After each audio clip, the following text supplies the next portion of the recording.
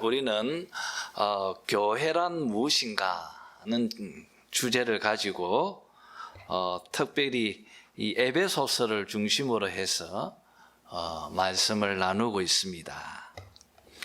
바울은 이 에베소서를 통하여서 교회는 예수 그리스도의 몸이다고 그렇게 정의했습니다. 그리고 예수 그리스도는 교회의 머리이다고 그렇게 말씀합니다. 이렇게 교회는 예수 그리스도의 몸이다는 이 정의를 가지고 특별히 신앙 고백에서 규정하고 있는 이 교회의 네 가지 속성,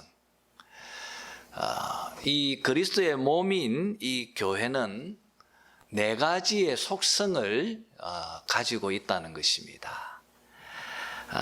니케아 신경의 고백처럼 하나이고 거룩하고 보편되고 사도로부터 이어오는 교회를 믿습니다는 이 고백에 근거해서 우리가 교회의 단일성, 그리고 거룩성, 그리고 또 지난 시간에 보편성, 또 이 사도성을 우리가 살피면서 말씀을 나누었습니다.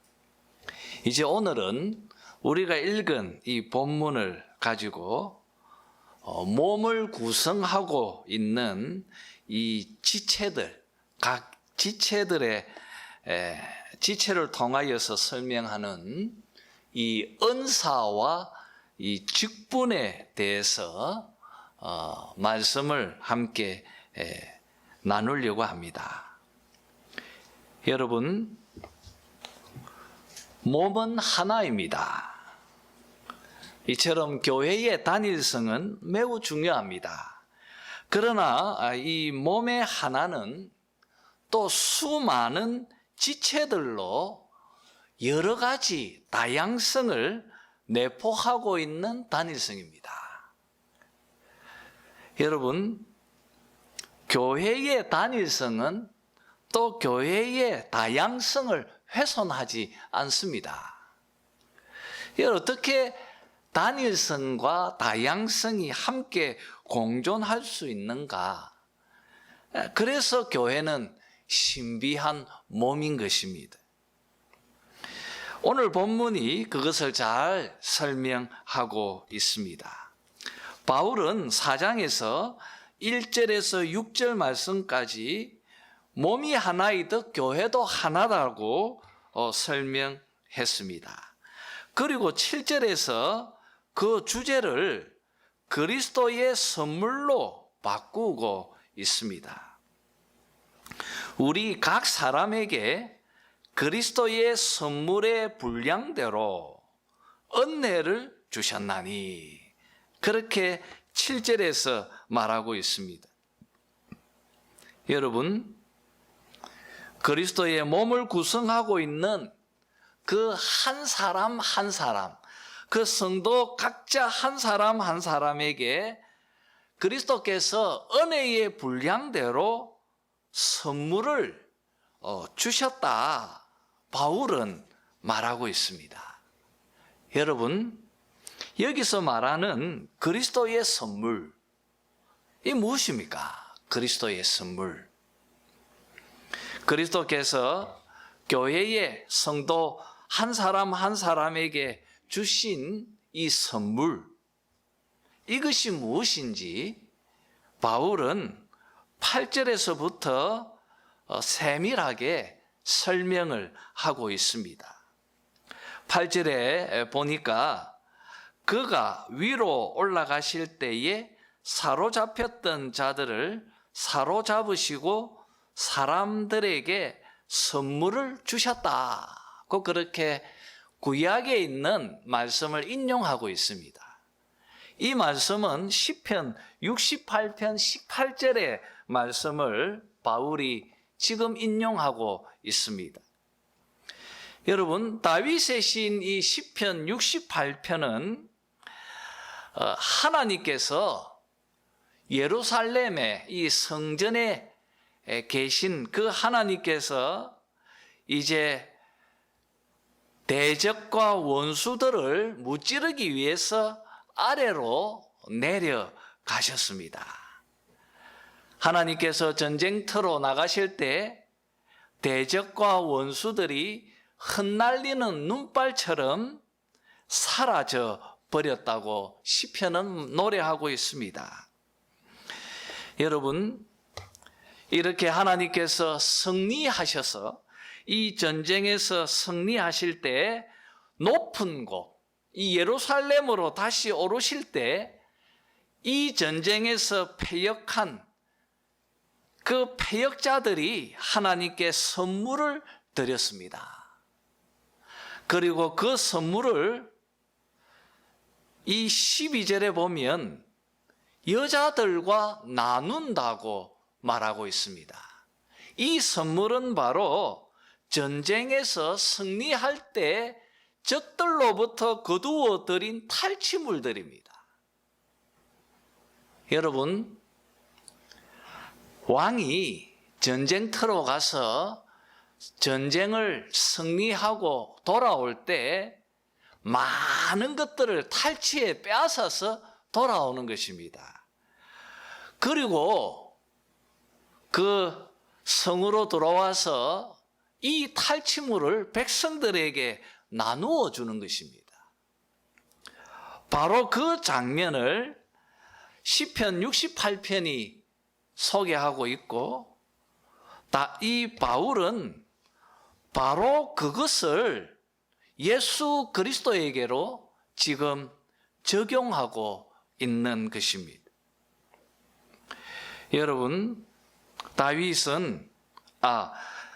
바울은 이 다윗의 시를 예수님에게 어떻게 적용하고 있는지 이 9절에서 11절 말씀에서 우리가 소상히 알게 되어집니다.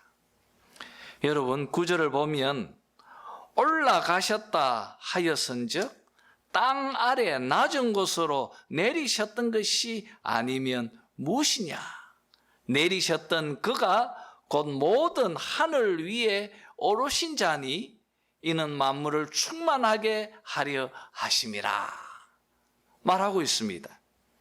누가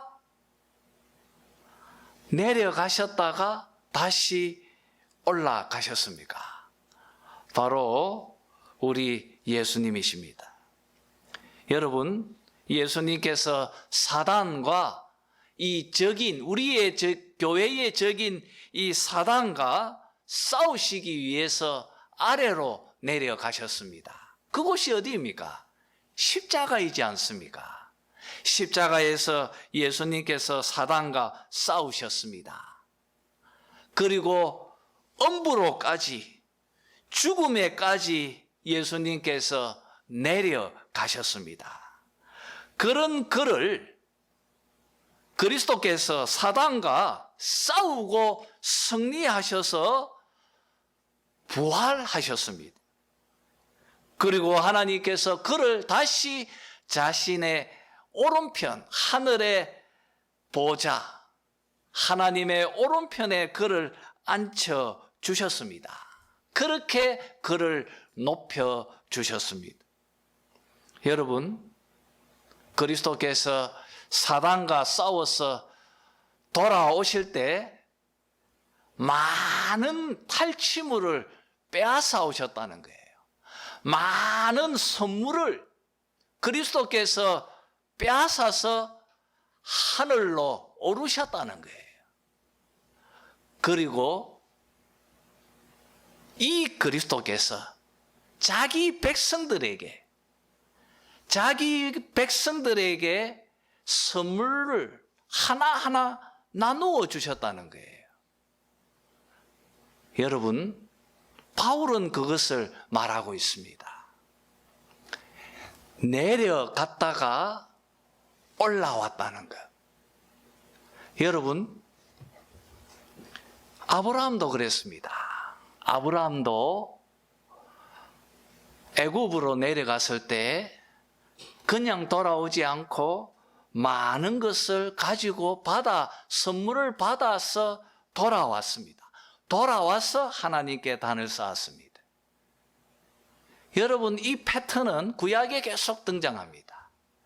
이스라엘 백성들이 애굽으로 내려갔습니다. 그곳에서 종살이 하다 돌아올 때 많은 선물을 가지고 돌아왔습니다. 그리고 그것을 가지고 그들은 광야에서 무엇을 만들었습니까? 성소를 만들었어요. 황금과 많은 것들을 가지고 애굽에서 선물로 돌아왔을 때 그것을 가지고 성전을 만든 것입니다. 지금 그것을 바울이 그 모티브를 지금 여기서 차용하고 있는 것입니다. 그리스도께서 내려가셨다가 오르셨습니다. 많은 이 성리로 통하여서 많은 이 탈취물을, 선물을 받아 돌아왔습니다.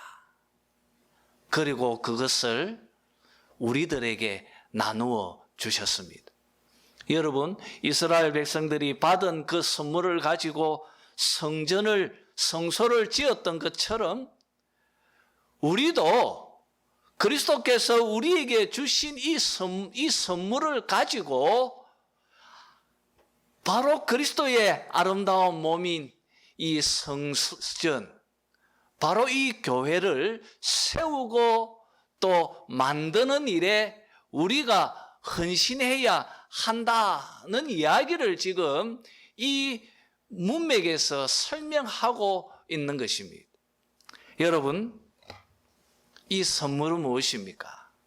그리스도께서 사단과 싸우셔서 승리하셔서 하늘에 오르셔서 우리 성도들에게 일일이 주신 이 선물, 그것이 무엇인지 11절에서 명확히 밝히고 있습니다. 그가 어떤 사람은 사도로, 어떤 사람은 선지자로, 어떤 사람은 복음 전하는 자로, 어떤 사람은 목사와 교사로 삼으셨으니. 여러분, 바로 그것은 은사입니다. 그리스도께서 우리 성도들 한 사람 한 사람에게 주신 그 선물은 은사입니다. 그 은사, 그것이 바로 우리의 몸의 지체로 이해하시면 됩니다. 손은 손의 기능을 합니다. 발은 발의 기능을 합니다. 눈은 보는 것으로, 귀는 듣는 것으로, 이렇게 모든 우리 몸의 지체들은 자기의 기능이 있고 역할이 있는 것입니다. 바로 지체들이 가지고 있는 이 고유의 능력과 기능, 바로 이것이 교회를 이루고 있는 성도들 한 사람 한 사람들에게 그리스도께서 주신 선물인 바로 이 은사입니다. 이 은사를 주셨다는 거예요. 그리고 교회는 그 은사를 보고 직분을 세웠다는 거예요. 바울은 그것을 11절에서 말하고 있는 것입니다. 우리가 그리스도로부터 받은 이 선물, 이 은사를, 너희들이 받은 그 은사를 가지고 교회에 이 든든히 성전을, 하나님의 전을 세워가는 이 일에 헌신할 수 있도록 직분을 세우셨다는 거예요. 마치 손이 손의 역할을 하는 것처럼 사도는 사도의 역할을 하고 발은 발의 역할을 하는 것처럼 선지자는 선지자의 역할을 하고, 그리고 또 입은 또 입의 기능을 하는 것처럼 복음 전하는 자는 또 복음 전하는 자로, 그리고 또 목사와 교사로 그렇게 그 은사를 가지고 직분을 세웠다 말하고 있는 것입니다. 우리는 여기서 알게 되어지는 것은요, 직분은 은사의 발현입니다. 직분은 철저하게 은사에 근거되어져 있는 것입니다. 여러분, 직분은 은사의 발현입니다. 그리스도의 몸된 교회, 이 하나님의 성전을 아름답게 세워가기 위해서 주신 이 은사의 발현이 바로 직분이라는 것입니다. 이것은 이 똑같은 내용을 바울은 은사장인 고린도전서 12장에서 이 12절에서 31절까지 이 잘 밝히고 있어요. 이 내용이 너무 길어서 우리가 함께 읽기가 좀 그런데 한번 읽어보시기를 바랍니다. 똑같은 내용을 지금 바울이 고린도전서 12장 이 은사장에서 설명하고 있습니다. 이렇게 여러분, 직분은 은사의 발현입니다. 자, 그러면 여러분 11절에 서술하고 있는 이 교회의 직분들, 이 직분들은 그 공동체에서 어떤 위치에 부여하는가, 이 직분자들을 그 교회 공동체, 이 성도 공동체에게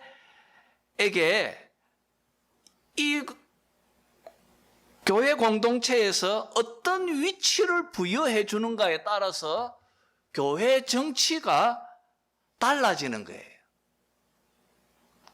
이것이 굉장히 중요한 쟁점이 되어집니다. 크게 세 가지 입장으로 우리는 교파를 분류할 수 있습니다. 먼저 여러분, 로마 카톨릭과 그리고 또 그리스 정교회와 같이 이 고교회 형식, 이들의 교회 정치 제도는요, 우리는 이들을 주교 감독 체제라고 말합니다. 이들은 이 직분자들을 신앙 공동체보다 위에 두는 거예요. 여러분, 직분자들을 신앙 공동체, 이 교회, 바로 이 성도들보다, 이 신앙 공동체보다 위에 두는 거예요. 이 체제가 주교 감독 체제이고, 이게 가톨릭이고, 또 그리스 정교회가 그렇고요. 그리고 또 우리 개신교 속에서는 성공회가 그렇고 감리교가 그렇습니다. 여러분, 직분자들이 신앙 공동체보다 위에 있으니까 이들은 엄격하게 직분자들 사이에서도 이 위계 질서를 확실히 두고 아래 사람들에게 절대 복종을 강조합니다. 그리고 자연스럽게 성직자들에게 모든 권력을 집중시키게 하는 거예요. 그러니까 자연히 교권이 강조되어지는 것입니다. 직분자들을 성도들, 이 교회 공동체, 이 신앙 공동체보다 위에 두는 거예요. 고교회 형식입니다. 자, 두 번째로 여러분, 독립교회나 회중교회처럼 이 저교회 형식, 이 교회 정치 제도가 있습니다. 우리는 이들을 회중교회 체제라고 그렇게 부릅니다. 여러분, 이들은 신앙 공동체보다 직분자들을 아래에 두는 거예요. 신앙 공동체보다 직분자들을 아래에 두게 되어집니다. 그리고 이들은 직분은 은사 중심의 성령의 자유로운 역사에 근거되어진 것이고, 또 신앙 공동체들이 선별해서 세우는 것으로 그렇게 설명합니다. 그래서 그들은, 이 직분자들은 신앙 공동체 아래에 항상 거하게 됩니다. 이들의 체제가, 이 교회 정치 제도가 민주주의, 우리가 지금 일반 하고 있는 민주주의 체제와 거의 동일하다고 보면 될 것입니다. 이런 교회 정치 체제를 가지고 있는 교파는 침례교가 그렇습니다. 그리고 회중교회가 그렇습니다. 우리는 교회를 사제 중심의 교권으로 형성하고 있는 이 계급에 기초한 주교 감독 체제를 지지하지 않습니다. 왜 그렇습니까? 매우 비성경적이기 때문입니다. 이것은 매우 비성경적입니다. 또 그렇다고 신앙 공동체의 구성원의 뜻에 권위를 부여하는 이 민주주의 방식으로 형성되어져 있는 이 회중교회 체제도 우리는 지지하지 않습니다.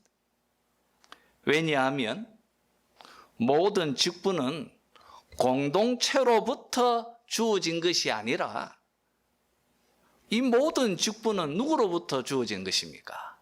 예수 그리스도로부터 주어진 것이기 때문입니다. 그래서 칼빈은 교회 정치를 만들 때 중요한 세 가지 원리를 고수합니다.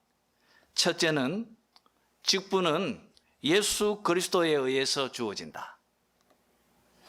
이 말은 회중교회를 배제하는 것입니다. 둘째로, 직분자들은 교회 안에서 형성된다. 자, 여기서 중요합니다. 우리 장로의 체제는 직분자들을 교회 안에 두는 것입니다. 직분자들은 성도들 안에 두는 거예요. 직분자들을 성도들 안에, 성도들 위도 아니고 성도들 밑도 아니라 신앙 공동체 위에 두는 것도 아니고 또 신앙 공동체 아래에 두는 것도 아니고 어디에 두는 것입니까? 신앙 공동체 가운데, 그들 안에 둔다는 거예요. 왜냐하면 교회가 그들의 필요한 은사를 스스로 분별해서 직분자들을 선택하기 때문이다. 여러분, 회중교회는 성령으로, 성령의 자유로운 역사에 근거해서 직분자를 세운다고 했습니다. 여러분, 성령의 자유로운 역사로 세운다는 것, 이것은 굉장히 주관적인 것입니다. 성도들이 그들이 직접 보고 그들이 체험하고 그들이 분별해서 세우는 것, 다른 거예요. 칼빈은 이것을 원했습니다. 그리스도께서 주신다. 두 번째로, 교회 안에 둔다. 그리고 세 번째로, 신앙 공동체와 직분자 사이에 서로 대화와 서로의 작용이 원활하도록 서로 마주보게 한다. 여러분, 서로 마주보게 한다. 여기에 바로 장로 회의. 여러분, 장로회는 회의하는 거예요. 마주보게 한다. 그리스도께서 주신 것이 은사고 직분이다. 그리고 직분자들을 교회 가운데 둔다. 교회 안에 둔다. 성도들 안에 둔다. 신앙 공동체 안에 둔다. 그리고 세 번째로, 한 사람, 그 직분자가 지배하는 것이 아니라 마주보게 한다. 회의로 통하여서 마주보게 한다. 회의로 통하여서 교회의 내용들을 결정해 나갈 수 있도록 체제를 만든 것입니다. 이 세 가지 원리를 가지고 장로회 체제를 만든 것입니다. 그래서 여러분, 장로회의 중요한 것은 장로의 직분입니다. 하나님께서 그에게 주신 이 그리스도께서 세우신 장로들, 그들이 모여서 서로 마주보면서 함께 모여서 회의합니다. 그래서 교회의 모임, 우리 장로교는 계속 회의를 해야 되는데 마주보게 한다. 그리고 여러분, 이 직분자들을 또 서로 이 직분자들을 교회의 공동 결의를 통해서 그의 권위를 제한시킨다. 최종적으로 마지막 결정하는 것은 공동의회가 결정하게 되는 것입니다. 여러분, 이것이 바로 장로의 체제입니다. 어떤 사람들은 얼핏 보면 이 장로의 체제는 주교 감독 체제하고 회중교회 체제를 서로 절충한 어떤 중간 입장이 아닌가, 그렇게 비판합니다. 여러분, 이런 비판들은 사실 중요치 않습니다. 중요한 것은 성경의 가르침이 무엇인가 하는 것입니다. 오늘 이 4장에 우리가 읽은 이 말씀 속에서 우리는 은사와 직분, 그리고 또 이 직분이 무엇을 해야 하는지를 명시하기 때문입니다. 여러분, 교회는 교회의 머리 되신 예수 그리스도께서 다스리십니다. 무엇으로 다스리십니까?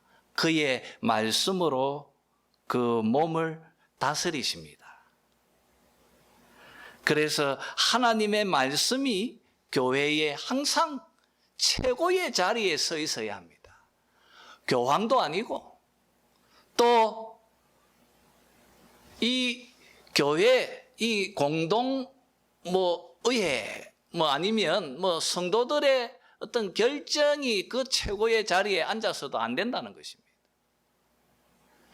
오직 교회는 하나님의 말씀이 그 위에 서 있고, 그리고 그 말씀이 교회를 다스리고 통치할 수 있어야 하는 것입니다.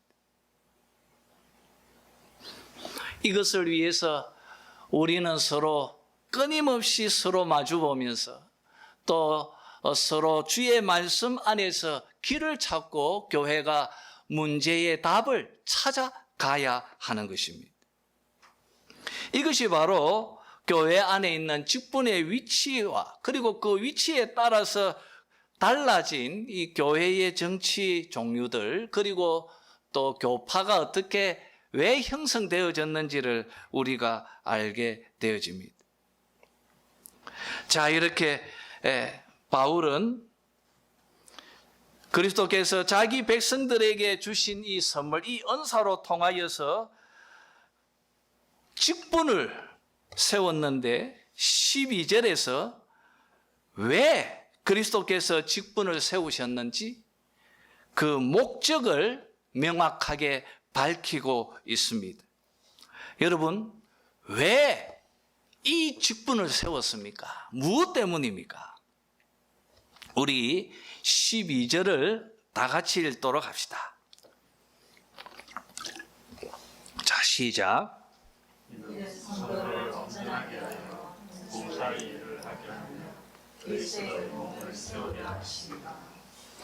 이것이 바로 직분을 세운 목적이고 직분을 세운 이유입니다.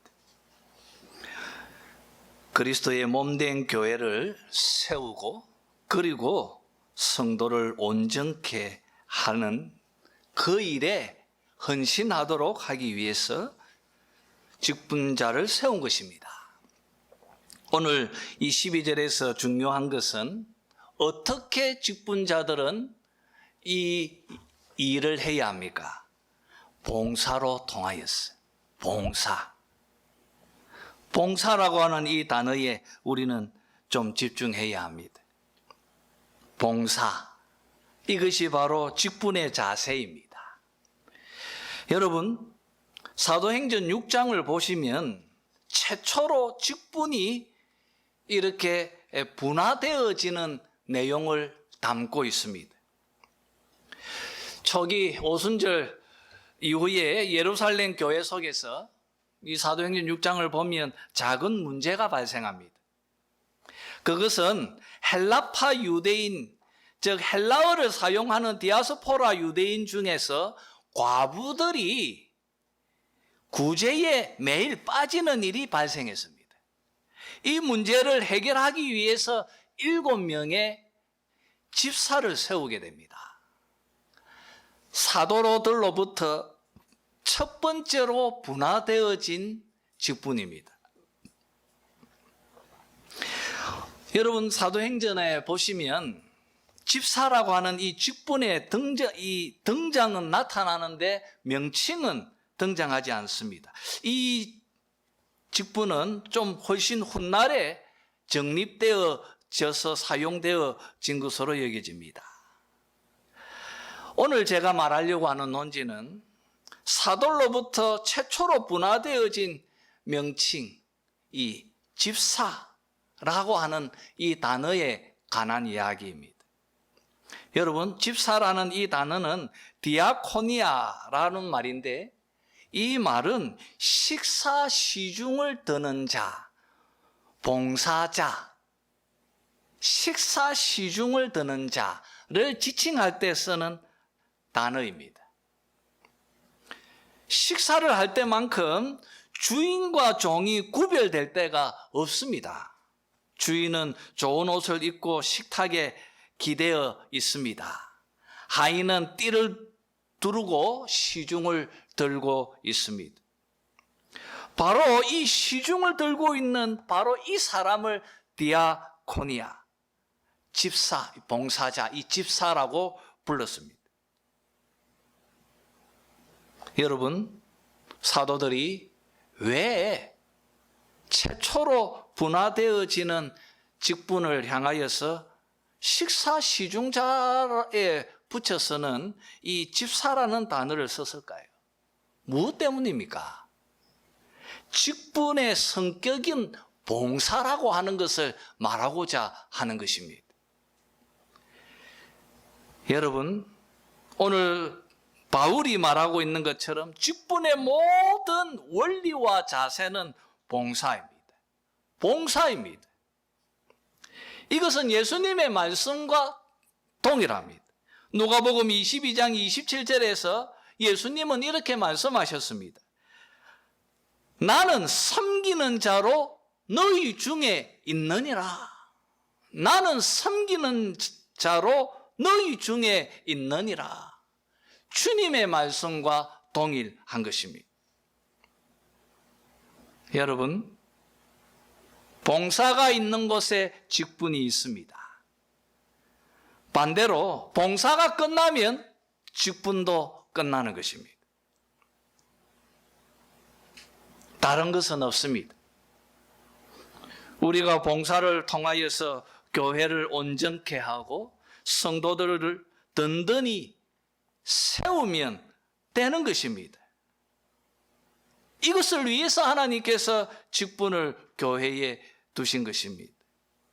직분자는 성도들 위에 있는 것도 아니고 성도들 밑에 있는 것도 아니라 직분자는 바로 성도들 가운데 함께 하고 서로 마주보며 서로 소통하며 서로 사랑하며 서로 지지하며 함께 봉사하는 것입니다.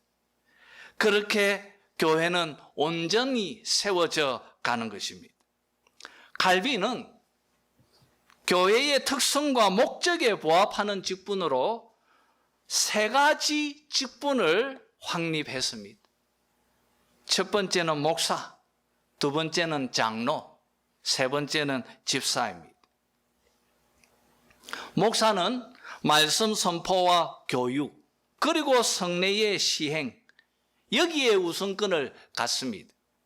또 올바른 가르침을 고수하고 성도들의 거룩한 삶을 살아가도록 이끄는 일에 헌신하는 것입니다. 다음으로 장로는 교회의 영적인 건강을 책임지고 성도들이 거룩한 삶을 살아가고 있는지 일일이 살피면서 권면하고 보살피는 일에 봉사하는 것입니다. 그리고 마지막 집사는 교회 가운데 다양한 어려움에 처해 있는 성도들을 돕고 그리고 교회가 선한 일에 앞장서는 일에 봉사하도록 헌신하는 것입니다. 칼빈은 교회 안에 필요한 일을 구분해서 이렇게 삼중직으로 세웠습니다. 앞에서 보았던 것처럼 몸의 집체들처럼 서로 협력하고 섬기는 관계이지 그 가운데 어떤 위계 순서가 있지 않습니다. 우리는 이것을 분명히 해야 합니다. 직분은 계급이 아닙니다. 오늘날 한국 교회는 성경의 가르침에 근거한 이런 직분 개념보다는 제가 볼 때는 지극히 유교적이고 군대식이에요. 왜 그럴까? 우리나라가 이 근대 사회의 우리나라 자체가 이 유교적이면서 또 군인들이 다스렸으니까 일제시대부터 오는 이 좀 군사 문화가 교회 속에 좀 뿌리 잡아서 좀 직분을 계급화하지 않았나 하는 생각이 되어집니다. 여러분, 고쳐야 합니다. 바로 세워야 하는 것입니다. 무엇보다도 직분들이 말씀의 원리와 가르침대로 새로워져야 할 것입니다. 목사라고 하는 이 직분도 한국 교회에서 매우 어그러져 있고 또 왜곡되어져 있습니다. 여러분, 목사는 성도와 하나님 사이에 서 있는 존재가 아니에요. 이것은 구약 시대의 제사장 개념이에요. 하나님과 우리 사이에 서 있는 존재, 이 제사장이잖아요. 이는 구약의 제사장 개념입니다. 이것은 천주교의 사제가 그렇습니다. 그러니까 직분자들이 성도들 위에 두는 거잖아요. 여러분, 샤만, 무당도 그렇습니다.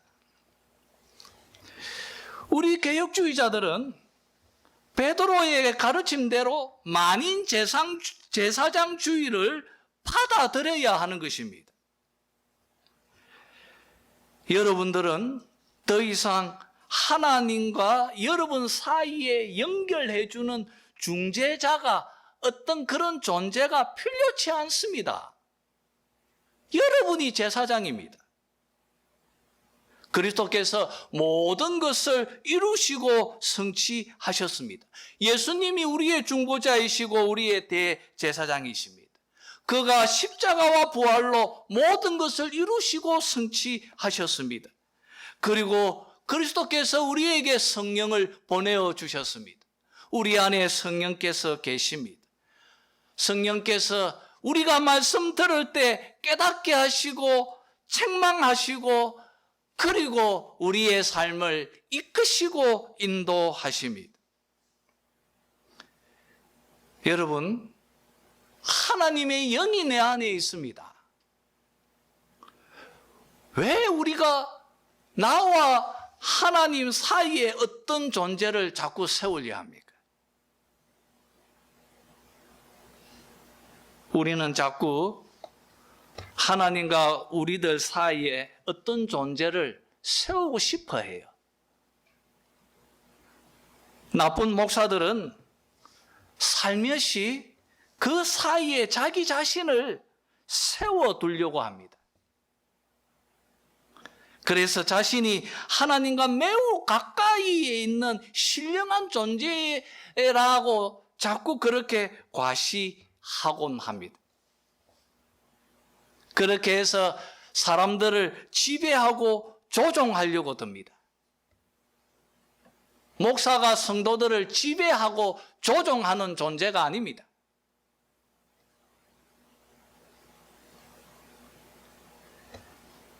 제가 직접 들었는데 어떤 목사님이 자기가 목사는 축복권을 가지고 있다는 거예요. 아마 그 말은 예배 드릴 때 축복 기도를 하니까 그러니까 축복권이 자기가 가지고 있다고 말한 것 같은데, 여러분, 목사가 축복권을 가지고 있지 않습니다. 예배 가운데 목사가 하나님의 축복의 말씀을 대언하는 것입니다. 그리고 그 말씀을 선포하는 거예요. 목사가 권 있고 능 있는 것이 아니라 그 말씀이 능 있고 힘이 있고 권세가 있는 것입니다.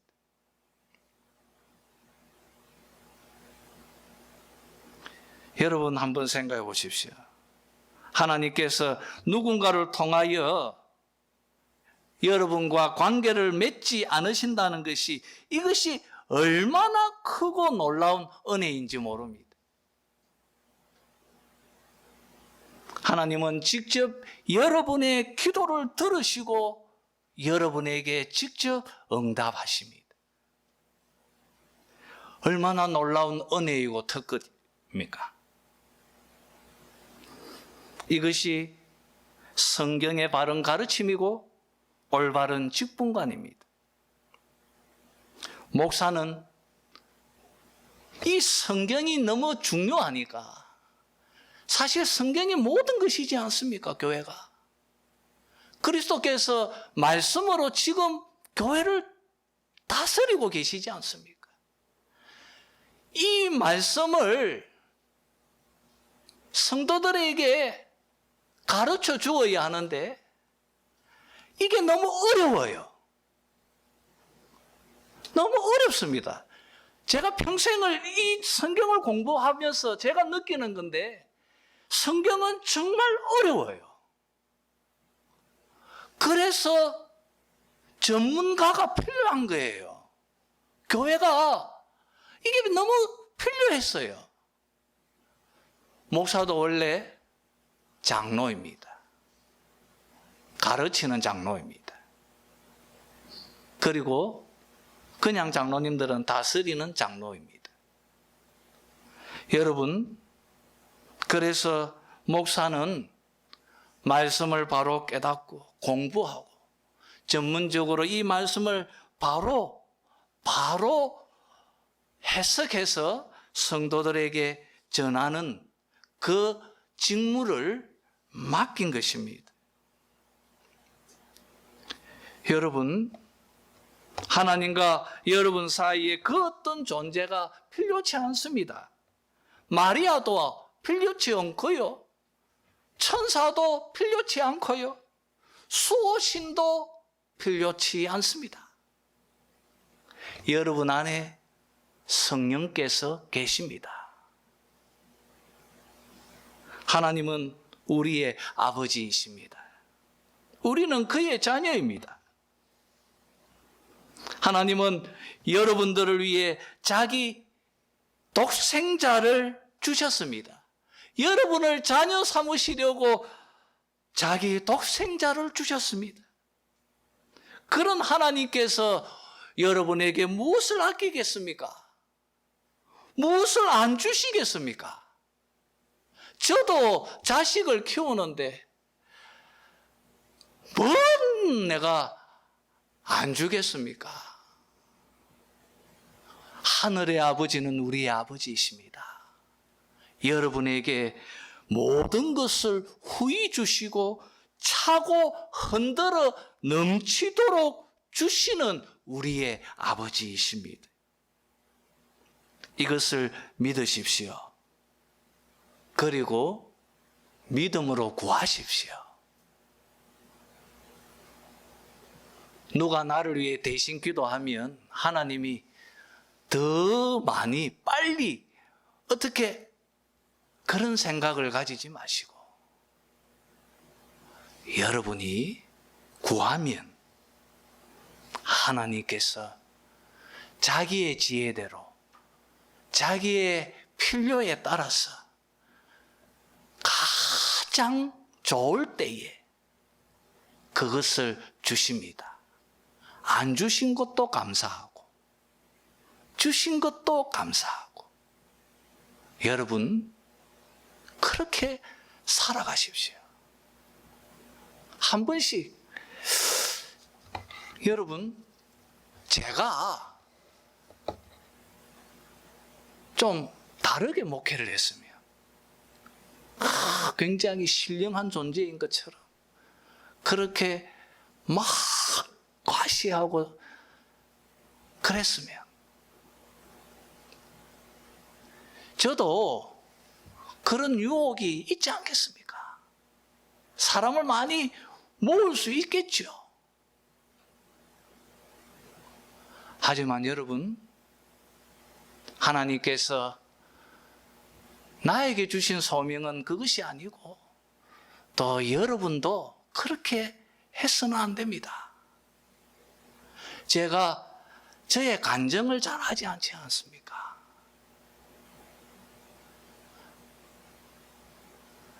얼마나 저도 책을 한 권 쓸 수 있지 않겠습니까? 제 살아온 인생길을 보면. 하지만 말씀이 여러분 우리를 바꾸는 것은 저의 경험도 아니고 누군가의 말이 아니라 하나님의 능력 있는 말씀인 줄 믿습니다. 여러분 그 믿음으로 이 교회를 세우는 일에 더 열심으로 헌신하는 여러분 되시기를 주님의 이름으로 축원합니다.